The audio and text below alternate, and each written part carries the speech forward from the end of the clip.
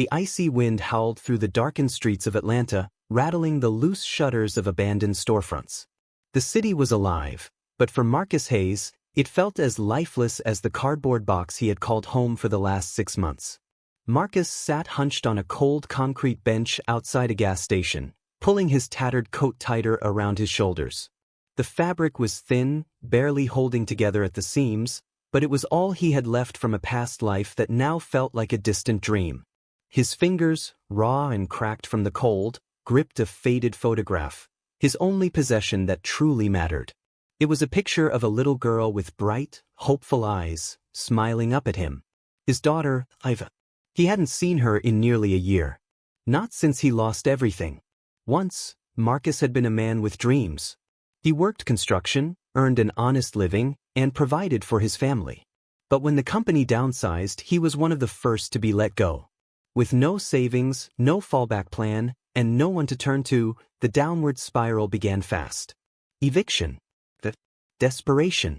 His fiancée, Rachel, tried to hold on, but with Ava to care for, she couldn't afford to wait for him to get back on his feet. When he couldn't provide any more, she packed up and left, taking Ava with her. That was the day he truly lost everything. Now, Marcus drifted through the city, surviving on whatever scraps of dignity he had left.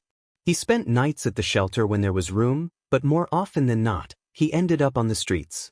Jobs were impossible to find without a stable address, and the world had long stopped offering second chances. Tonight was particularly bad. The temperature had dropped below freezing, and his stomach gnawed at him with a hunger he had grown used to ignoring. A nearby diner smelled of grilled burgers and warm coffee, but the sign on the door made it clear, no loitering. He hated this feeling. Being invisible. Being nothing.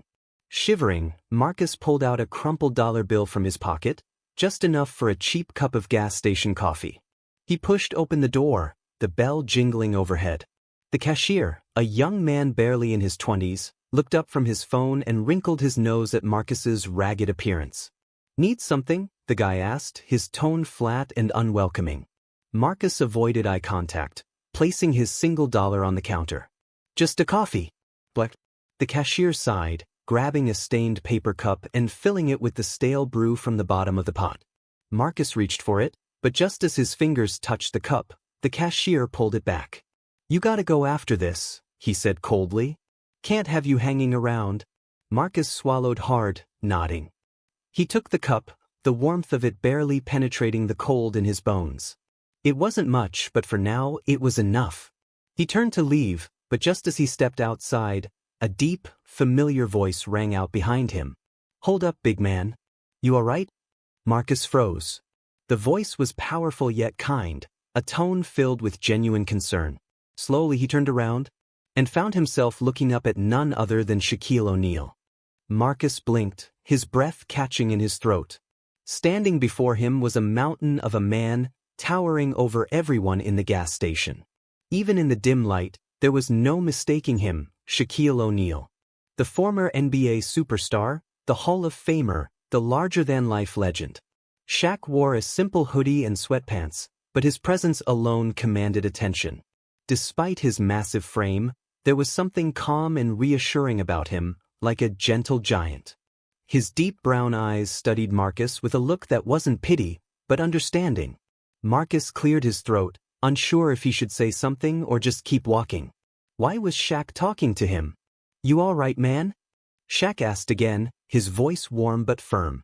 Marcus hesitated, gripping his cup of coffee like it was the last thing tethering him to reality. Yeah, I'm fine." Shaq raised an eyebrow. "You sure about that?" Marcus let out a short, tired laugh. "Not really." Shaq nodded, as if he had heard that response 1,000 times before. Then, without another word, he turned toward the counter. "Hey, let me get a couple of those hot dogs," Shaq said to the cashier, his voice deep but casual. He glanced at Marcus. "You hungry?" Marcus stiffened. His pride told him to say no, but his empty stomach betrayed him. He hadn't eaten a proper meal in 2 days. "Yeah," he admitted, almost in a whisper. Shaq didn't make a big deal out of it. He just nodded and added, "And grab my guy a Gatorade too." The cashier, who had been cold toward Marcus moments ago, now scrambled to serve Shaq. His hands moved faster, his tone shifting to polite excitement. "Of course, sir. Anything else?" Shaq shook his head and tapped his card. "That's it." Marcus watched the entire interaction in silence, gripping his coffee tighter. He wasn't used to kindness. The cashier bagged up the food and handed it over like he was serving royalty. Shaq took the bag and turned to Marcus, gesturing for him to follow. "Come on, let's sit down." Marcus hesitated for a second but found himself trailing behind Shaq as they stepped outside. The gas station had a few rundown picnic tables off to the side. Shaq picked one and sat down, motioning for Marcus to do the same. It felt surreal, a homeless man sharing a meal with one of the most famous athletes in the world. Marcus stared at the bag in front of him, still unsure. "Why are you doing this?" he asked finally. Shaq unwrapped his own hot dog and shrugged. "Man, I was just grabbing a snack. Saw you standing there. Figured you could use one too." It was such a simple answer, yet there was something deeper in Shaq's tone. Marcus hesitated, then took the hot dog. The first bite felt like heaven, warm, filling, real food. He chewed slowly, savoring it. For a while, they just ate in silence. The city noises buzzed around them, cars honking, distant laughter, the hum of neon signs. But at the table, it felt quiet, peaceful. Shaq took a sip of his drink and leaned back. "So, what's your story, man?" Marcus sighed. He didn't want to dump his problems on a stranger, especially not Shaquille freaking O'Neal, but something about the way Shaq asked made him feel safe. "I used to have a life," Marcus started, staring at his half-eaten hot dog. "Had a job. A family. A little girl." His voice faltered for a second before he continued. "Then I lost my job. Bills piled up. Got evicted. One bad thing after another, and before I knew it," he gestured around him. "This became my life." Shaq listened without interrupting. He wasn't just nodding out of politeness, he was really listening. Marcus let out a bitter chuckle. "Funny thing is, I still keep this." He pulled out the worn-out photograph of Ava and set it on the table. "She's my daughter. Haven't seen her in almost a year." Shaq picked up the picture carefully, his massive hands dwarfing it. He stared at it for a long time before speaking. "She's beautiful," he said softly. Marcus swallowed hard. "She's..." A few more moments of silence passed before Shaq finally looked up. "You ever try reaching out?" Marcus let out a tired sigh. "How? I can't even afford a bus ticket to where she is. And even if I could, what kind of father shows up with nothing?" Shaq studied him for a moment, then leaned forward slightly. "Listen, man," he said. "You ever heard of second chances?" Marcus frowned. "What do you mean?" Shaq didn't answer right away. Instead, he leaned back, looking up at the dark sky as if he was thinking about something deeply personal. Then he said, "What if I told you? I believe in them?" Marcus stared at him, confused. There was something about the way Shaq said it, like he wasn't just making small talk. Before Marcus could say anything, Shaq smiled and patted the table. "Finish your food, big man. We got more to talk about." Marcus hesitated, feeling a strange sense of unease, but also hope. Something was happening here. Something bigger than just a meal. And for the first time in a long time, he felt like maybe, just maybe, his life wasn't over yet. Marcus had no idea that the conversation at the gas station would be the beginning of something life-changing. Shaq finished his drink and stood up, stretching his massive frame. "Come on, man," he said casually. "Let's take a ride." Marcus blinked. "What?" "You heard me." Shaq grinned. "Ain't nothing good happening at a gas station at midnight. Let's go for a drive." Marcus hesitated. His mind screamed, "Don't trust it. This is too good to be true." But when he looked into Shaq's eyes, he didn't see pity or judgment. Just genuine kindness. "All right," Marcus finally said. Shaq led him to his car, a sleek, black SUV with tinted windows. It looked like something a millionaire would own, but inside, it was surprisingly simple and comfortable. No flashy gold, no custom lights, just a man who wanted to drive in peace. As they pulled onto the empty streets, Marcus couldn't help but ask, "Where are we going?" Shaq smirked but kept his eyes on the road. "You'll see." The city lights blurred past them, and for the first time in a long time, Marcus felt safe. The warmth of the car, the quiet hum of the engine, the way Shaq tapped his fingers on the steering wheel, it all felt calm. Normal. After about 20 minutes, Shaq pulled into a quiet residential neighborhood. The houses here weren't mansions, but they were nice, clean lawns, warm porch lights, a place that felt like home. Marcus frowned as Shaq parked in front of a small, cozy-looking house with a for sale sign. "What is this?" Marcus asked. Shaq didn't answer right away. Instead, he turned off the engine and leaned back in his seat. "You know," Shaq said, his voice thoughtful, "I've been blessed. More than I ever thought I would be. And when I was younger, my mom always told me, it ain't about what you got, it's about what you do with it." He turned to Marcus. "You believe in second chances?" Marcus swallowed hard. They had talked about second chances earlier. But this felt different. Shaq grabbed a set of keys from the center console and held them up. "House keys. This is yours," Shaq said simply. Marcus blinked. "What?" Shaq chuckled. "Come on, man. You heard me." Marcus shook his head, his chest tightening. No, that's crazy. You don't even know me. You can't just..." Shaq shrugged. "I can. And I did." Marcus felt like the ground was shifting beneath him. His heart pounded. This isn't real." Shaq smiled. "It is." Marcus stared at the keys in Shaq's massive hands. The cool metal glinted under the streetlights. It felt like a dream, a cruel, impossible dream. His throat tightened. "Why?" Shaq's expression softened. "Because someone once did it for me." Marcus' breath hitched. "There was." "The truth." Shaq exhaled, staring at the house. "I don't talk about it much. But when I was a kid, there was a time when my family had nothing. My stepfather. He worked his ass off, but we struggled. One day, a stranger helped us. Paid our rent. Made sure we had food." His voice dropped to almost a whisper. "That one act? It changed everything." Marcus felt a lump in his throat. He looked at the house again. A real home. A place where he could sleep without fear, without the cold digging into his bones. A place where he could bring Ava. Tears burned in his eyes, but he blinked them away. No one had ever done something like this for him. I don't know what to say," Marcus whispered. Shaq patted his shoulder. "Say you'll use it. Say you won't give up on yourself." Marcus let out a shaky breath. He had spent years believing life had abandoned him. That no one cared. That he was invisible. But right now, sitting in a car with one of the biggest legends in the world, holding a set of house keys, he felt seen. And for the first time in years, he believed that maybe, just maybe, his life wasn't over yet. Marcus sat in the passenger seat, staring at the house. His fingers clenched around the set of keys Shaq had just handed him. His mind couldn't process it. This was too much, too unreal. Shaq had already done more than anyone ever had for him. The meal, the conversation, the kindness, that alone was more than he had expected from a stranger. But this? A house? His throat was tight. He tried to speak, but no words came. His chest ached with emotions he hadn't felt in years. Shaq must have noticed, because he sighed and shifted in his seat.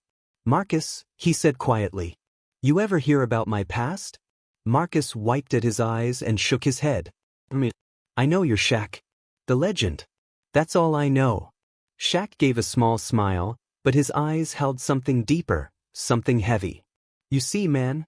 Shaq's voice softened, and for the first time, Marcus realized, this wasn't just a random act of kindness.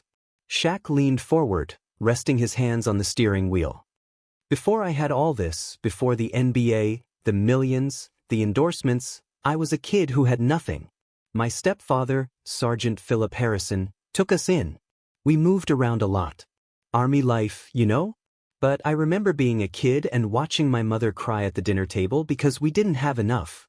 Marcus swallowed hard. "There was this one time..." Shaq hesitated as if debating whether to say it. But then he did. "We were about to lose our apartment. My stepfather was working 2 jobs, but it wasn't enough. And then, just like that, a man stepped in." Marcus furrowed his brows. "Who?" "I don't know," Shaq admitted. I never met him. All I know is that one day, a stranger showed up at our door with an envelope. Rent, groceries, a little extra for my mom. And we never saw him again. Marcus exhaled sharply.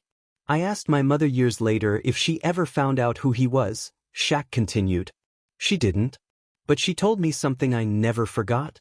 Shaq turned to Marcus then, his voice firm but filled with warmth.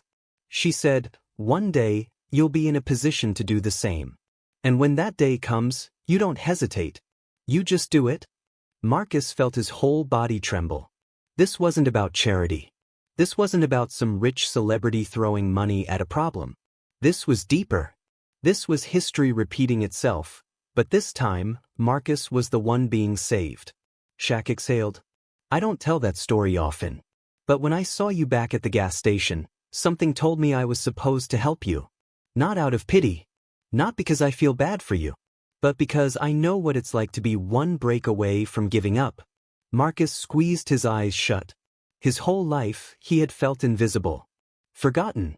A man who once had a future but lost it all. But now, someone saw him. Someone believed in him. His fingers clenched around the keys. This was real. Tears burned at the corners of his eyes, but he let them fall. He didn't care anymore. He turned to Shaq, his voice shaking. I don't deserve this, man. Shaq's expression turned serious. Yes, you do. Marcus let out a shuddering breath. He thought of Ava. Of the nights she asked when they'd have a home again. The nights he lied and said soon because he didn't know what else to say. Now he had an answer. Marcus turned to Shaq, his vision blurry with tears. Thank you, he whispered. It wasn't enough, it would never be enough. But Shaq just smiled, reaching out and giving Marcus' shoulder a firm squeeze. You don't gotta thank me, he said. Just promise me one thing. Marcus nodded quickly. Anything. Shaq leaned in. When you get the chance, do this for someone else. Marcus let out a choked laugh, a mix of overwhelming joy and disbelief. Yeah, he said, voice thick with emotion. Yeah, I will. Because that was what this was all about. Not just one man saving another, but the start of something bigger. 1 month later, Marcus stood in the doorway of his home, a place that now belonged to him and Ava. The small, single-story house wasn't a mansion, but to Marcus, it was everything. The fresh scent of new paint filled the air. Sunlight streamed through the kitchen window, casting a golden glow over the small wooden table where Ava sat, drawing with a handful of colored pencils. Her laughter rang out, a sound Marcus hadn't heard in so long, it nearly broke him all over again. Daddy, look! Ava held up her drawing. A picture of their house, with her and Marcus standing in front of it. And beside them? A giant stick figure wearing a Superman cape. Marcus chuckled, kneeling beside her. What's that? Ava grinned. That's Shaq. He's like a superhero, right? Marcus swallowed hard. He had told Ava the truth, that someone kind had helped them when they needed it the most. He hadn't gone into all the details, but she understood enough to know that a stranger had given them a second chance. Marcus reached out, smoothing a hand over his daughter's curls. Yeah, baby girl. He really is. Later that evening, after Ava had fallen asleep, Marcus stepped outside. The air was crisp, the sky a deep indigo, littered with stars. He pulled his phone from his pocket and stared at the contact saved under one name. His fingers hovered over the screen. He wanted to call, to say thank you again. But something told him Shaq didn't do this for gratitude. Instead, Marcus tapped on a different app, his email. For the first time in years, he had a real address to put down. A real chance at a future. And he had just sent in an application for a job, a good job. Because this wasn't just about surviving anymore. It was about moving forward. It was about becoming the kind of man who, one day, could do the same for someone else. 6 months later, Marcus stood outside the shelter he once called home, watching as a young man, not much older than he had been when his life fell apart, sat on the curb, his head in his hands. Marcus took a slow breath, then stepped forward. Hey man, he said gently. You hungry? The young man looked up, startled, as if no one had spoken to him in weeks. Marcus reached into his wallet and pulled out a few bills. Come on. Let's get you something to eat. And just like that, The cycle continued. Final words, the lesson that lives on. Sometimes, the smallest act of kindness changes the course of someone's life forever. One moment, one decision, one person willing to see another's pain and do something about it. Shaquille O'Neal didn't just buy a man a house, he gave him hope. And hope? That's what keeps the world moving forward. Sparkles, because kindness is the most powerful currency of all. Sparkles.